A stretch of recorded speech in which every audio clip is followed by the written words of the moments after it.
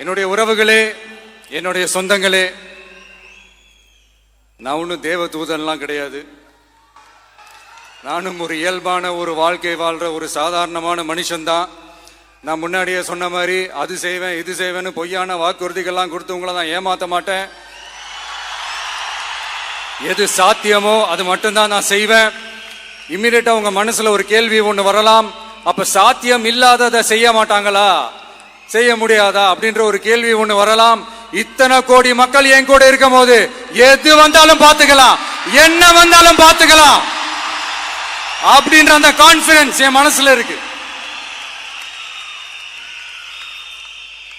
இன்னொரு விஷயமும் நான் இங்க சொல்லணும்.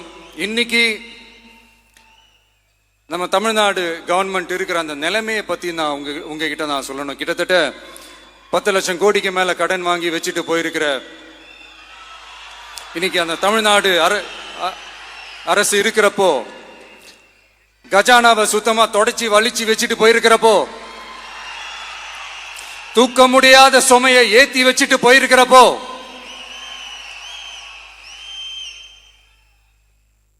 அப்படிப்பட்ட ஒரு நிலைமையில தான் இந்த பொறுப்பை நம்ம கையில் எடுத்திருக்கிறோம்.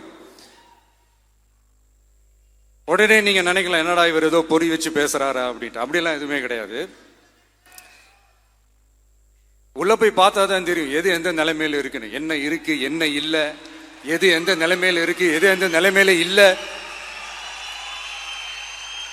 அதையெல்லாம் பார்த்துட்டு உங்களுக்கு ஒரு வெள்ளை அறிக்கையா அதை வெளியிடணும்னு நான் நினைக்கிறேன்.